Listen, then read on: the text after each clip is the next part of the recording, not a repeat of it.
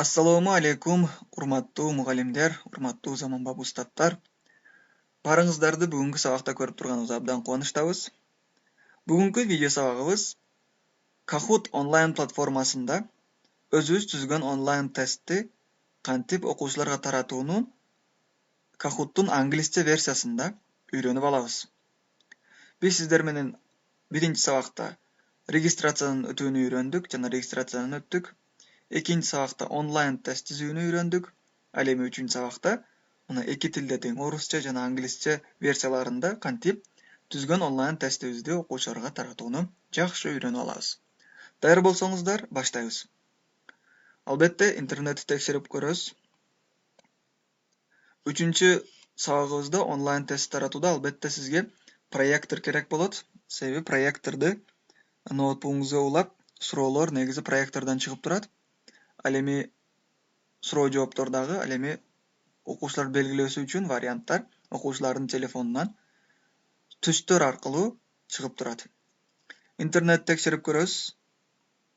Андан кийин өзүңүздүн браузерге, Google Chrome'го же болбосо Яндекске бир жолу киресиз. Бул жерге кирип, албетте Kahoot деп жазасыз. Kahoot деп жазып, өзүңүздүн түзгөн сайтыңызга киресиз. Kahoot деп жазганыңызда албетте kahoot.it мунусуна эмес, бул окуучулар кирүүчү сайт. Бүгүн сиздерге аны колдонууну үйрөтөбүз. Сиз kahoot.com мына. Kahoot Learning Games Make Learning Awesome. Ушуга киришиңиз керек болот. Мына kahoot.com. Бир жолу басабыз. Азыр биздин сайтыбыз биз эми англисче версияда сиздерге көрсөтүп өтөбүз. Логинди басабыз, себеби даяр биз регистрациядан өткөнбүз. Мына логинди бир жолу басып, сизде телефонуңузда же компьютериңизде Kahoot жазсаңыз эле сайтыңыз ачылып кетиши мүмкүн. Мен сиздерге кайрадан көрсөтүп жатам. Мына азыр сайтыбыз ачылды биздин. Эми мына англисче версиясында кантип түзгөн тестибизди окуучуларга таратууну үйрөнүп алабыз. Эмне кылабыз? Ушул тестти, мисалы, мамлекеттер боюнча тест же болбосо кызыктуу суроолор мамлекеттер. Ушул боюнча азыр окуучуларга таратып көрөйүк. Мына. Бунда 2 суроо, мында 3 суроо. Бир жолу басасыз. Экранда бул көрүнүп туруш керек. Мына.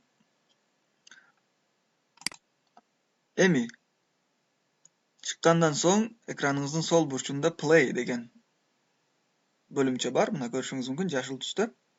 Play бул играть, ойноо деген маанини билдирет. Сиз ошону бир жолу басасыз. Андан кийин азыр загрузка болуп, жаңы окно ачылат. Мына көрүшүңүз мүмкүн. Бул жерде классик дегени ар бир окуучу өзү жекече ойнойт. Мында ар бир окуучунда телефону болсо. Ал эми team mode дегени бул командалык иштөө, топтоо иштөө. Мисалы үчүн 4 топко болсоңуз, ар бир топто бирден телефон болсо, же бирден ноутбук болсо, же бирден компьютер болсо, анда сиз team mode'ду тандайсыз. Бул абдан команда менен иштегенде дагы, жекече окуучунун билимин текшерүүдө дагы сонун жардамын берет. Мисалы үчүн азыр биз классикти басып, ар бир окуучуда бар деп ойлоюк. Классикти басабыз. Аз гана секундадан кийин мына көрүшүңүз мүмкүн. Аз гана секундадан кийин мына бул окно ачылды. Бул экранда проектордо көрүнүп турушу керек. Окуучулар kahoot.it сайтына кирип, мына телефондору аркылуу kahoot.it сайтына кирип, ушул gamepin деген жерге ушул паролду жазып кирүүсү керек болот. Мына көрүшүңүз мүмкүн. Эми окуучулар кантип өздөрүнүн сайтына киришет? Аны биз сиздерге азыр көрсөтөбүз.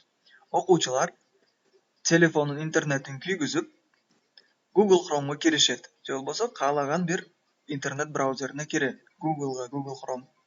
Андан кийин ал жерге кирип, окуучулар kahoot.it деп жазыш керек. Мына көрүшүңүз мүмкүн. Көрдүңүзбү? kahoot.it. Же болбосо көрсөтөм азыр мына kahoot.it. kahoot.it деп жазышат окуучулар. Birinci жолун көрсөтөйүн кирүүнү. Kahoot.it деп англисче жазышат.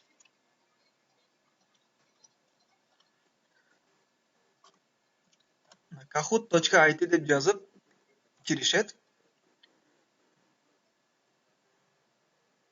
Көрдүңүзбү? Kahoot.it'ni басышса, түз эле сайттын өзүнө киришет. Мына. Эми экинчи жолун көрсөтөйүн. Окуучулар өздөрүнүн телефондо интернетке кирип, Chrome'га кирип, Google'га Kahoot деп орусча тамгалар менен да жазса болот.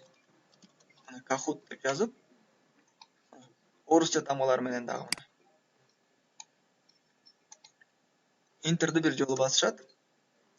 Андан кийин көрсөңүз мына. Биринчи сайт мына Play Kahoot, ойноо. Kahoot.it мына көрүп жатасызбы? Окуучулар ошого киришет мына.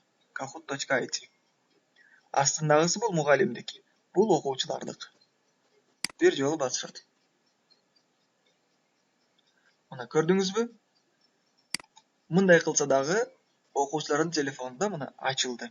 Эми жакшы бир түшүндүрүп өтөйүн сиздерге мына. Game pin деген жерге окуучулар мугалим проектордо көрсөтүп турган, доскада көрсөтүп турган мына кодду жазышат мына. Game pin деген жерге окуучулар телефонуна кирип кодду жазышат. Андан кийин интерди бир жолу басышат. Аз гана күтүп турушат. Андан кийин nickname деген жерге алар фамилия атын жазышат. Мисалы үчүн мен өзүмдүн фамилия атымды жаздым. Андан кийин OK'ди бир жолу басышат. Мына you're in, сиз оюндасыз деп англисче чыкты. Көрүп турасызбы? Эми мугалимдин компьютеринде дагы жана проектор доскада дагы мына бир оюнчу кошулду, көрдүңүзбү мына? Бир оюнчу. One players, first player. Эми бардык окуучулар кошулганда бул сан өзгөрүп кете берет. Фамилиялар кошулуп кете берет. Андан кийин мугалим текшерип көрөт, бардык окуучулар кирдиби деп суроо узатат. Окуучулар ооба десе, мугалим старт дегенди басат. Эгерде окуучулар кирбеген болсо, мугалим барып телефонунда окуучуларды көрүп, жардам берсе болот окуучуларга сайтка кирүүгө. Андан кийин стартты бир жолу басат мугалим мына. Окуучуларга айтат: "Урматтуу окуучулар, азыр мен стартты басам. Монитордо, чоң экранда, проектордо суроо чыгат жана варианттары чыгат. Ал эми сиздердин телефондо болсо, ушул варианттардын түстөрү чыгат. Сиздер 20 секундтун ичинде же 1 минуттун ичинде ушул суроого жооп беришиңиз керек" деп түшүнүк берип коет. Стартты бир жолу басат мугалим. Мына. Кызыктуу суроолор, мамлекеттер. Бул проектордо доскада чыгып турат. Мына, Австрия мамлекетинин борбору. Суроо.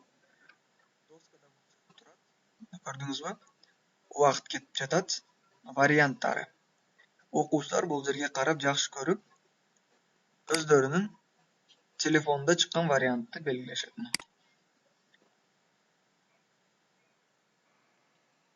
Көрдүңүзбү? Окуучунун телефонунда эгер туура вариант белгилеген болсо, жашыл чыгат. Эгер туура эмес тандаган болсо, кызыл X болуп чыгат.